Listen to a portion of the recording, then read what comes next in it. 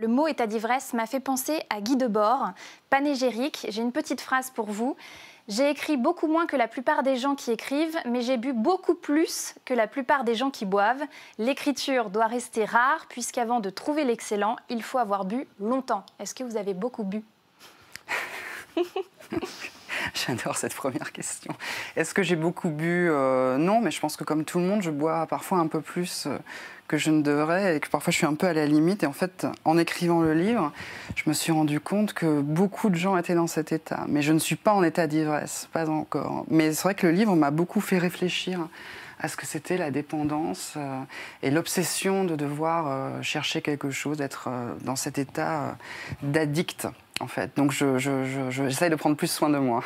Tant mieux. Alors avant d'entrer dans le livre, j'ai choisi une page. C'est la page 87 et on l'a lu collégialement à voix haute.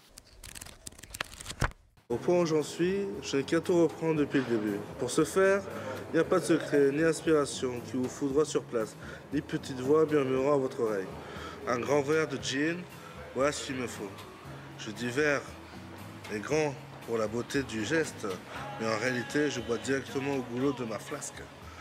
Ces dernières années, la plupart de mes bouteilles se sont changées en flasques. Ces flasques deviendront des mignonnettes. Quel destin cruel de voir le monde autour de soi s'amenuiser. À ce rythme-là, je finirai mes vieux jours dans une maison de poupée, assise devant une petite table, souriante. Par moments, une main généreuse me soulèvera pour me poser dans une autre pièce. Puis, on m'oubliera et je disparaîtrai avec ma maison au fond d'un carton ou dans une poubelle.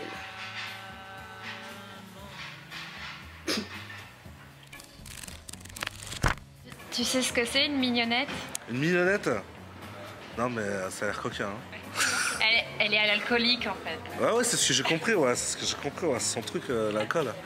Tout ce qui est à 70 degrés. Eh ben, parfois, ouais, le monde se rétrécit autour de nous. De toute façon, le monde se rétrécit autour de nous, plus le temps passe. Mais c'est une dure réalité, ça, qui nous met devant les yeux. En effet, parfois, on peut finir dans une poubelle. C'est pas très fun. Un peu relou même. Hein. Moi, elle m'a saoulé avec tous ces trucs, la flasque, machin et tout. Y a pas un moment où elle est heureuse? Non? Bon, ben ça, c'est un livre contre la déprime, c'est ça? Bah, ne lisez pas si vous êtes déprimé. État d'ivresse, c'est l'histoire d'une femme, d'une mère de famille, d'une journaliste. Elle écrit pour Psychologie au quotidien, c'est assez drôle d'ailleurs. Mari absent, adolescent présent, mais on a l'impression qu'il n'est pas là, pas suffisamment pour elle. Elle est en train de perdre beaucoup de choses, mais elle a surtout perdu pied, cette dame. Oui, on la suit pendant 7 jours, très exactement. Enfin, c'est lundi, mardi, mercredi, jeudi, vendredi, samedi, dimanche ou un autre jour. Donc on la suit sur un temps très bref.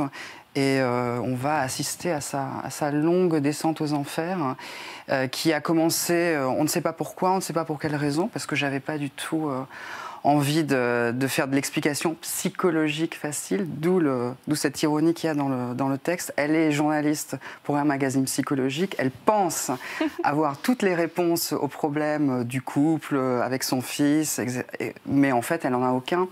Et c'est justement voilà, je ne voulais pas être tentée par l'explication psychologisante de pourquoi est-ce qu'on devient alcoolique. Est-ce que vous avez écrit cette page avec un verre de gin ou vous l'avez écrit sobre?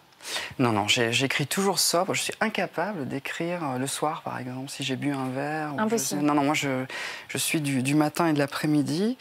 Mais le gin, pour moi, je crois que c'est le pire alcool au monde. C'est-à-dire que pour moi, c'est l'alcool de ceux qui ont déjà plongé dans une certaine forme d'addiction.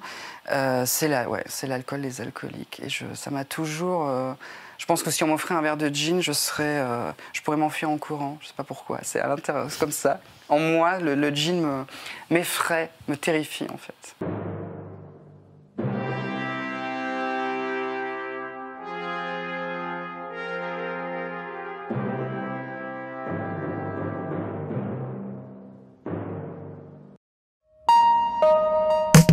Clic Sport, c'est toutes les semaines sur Clic TV, c'est votre nouveau rendez-vous où chaque semaine, on on vous propose de vous raconter ou de vous faire découvrir une légende du sport. Moi, j'ai plutôt vu ça comme, je sais pas, clic-clac, je sais pas. Et nous voilà en compagnie de notre invité toute la semaine, Kobalade. Bienvenue, c'est ta première télé? Eh bah bienvenue, c'est chez nous, chez Clic, Clic-Clac. Moi, c'est la première interview que j'ai faite, c'est avec toi. On était avec mon groupe, je me rappelle encore de l'image, on était dans le studio, ils ont mis la lumière rouge, je sais pas pourquoi j'ai cette image-là, je me rappelle, ouais. T'es le premier à y répondre sur notre chaîne. C'est quoi ta définition d'une clique? C'est un groupe de potes avec qui on restera pas toute la vie. Pourquoi pas toute la vie? Parce que sinon c'est une famille. Je pense qu'on se rencontrera un seul jour. À bientôt, James, et bon courage. Oh, that's incredible. That's sweet. You know, it's just like you, he never talks.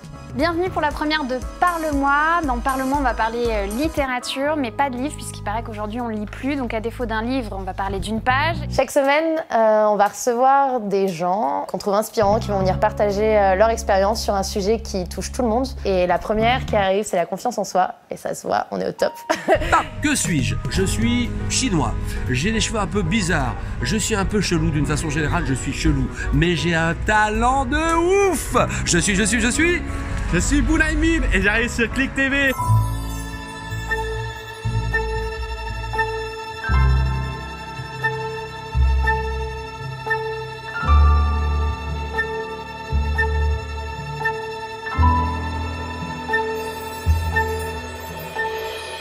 Salut, c'est Cut Killer et chaque semaine je vais vous présenter un album.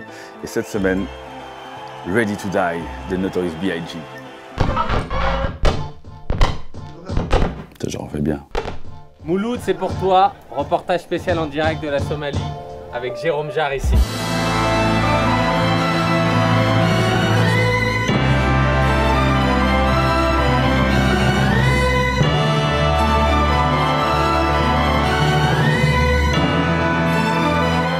Là exactement, on est en direct de Cox's Bazar au Bangladesh, plus précisément dans le camp des Rohingyas, pour faire quelques jours en immersion à la rencontre de ces peuples. Moi j'avais un rêve et j'ai été jusqu'au bout de ce rêve et j'espère que vous aussi vous aurez des rêves et vous irez jusqu'au bout. Donc on touche ce bois là. Que t'as touché quand t'étais petit. Ouais, j'ai touché.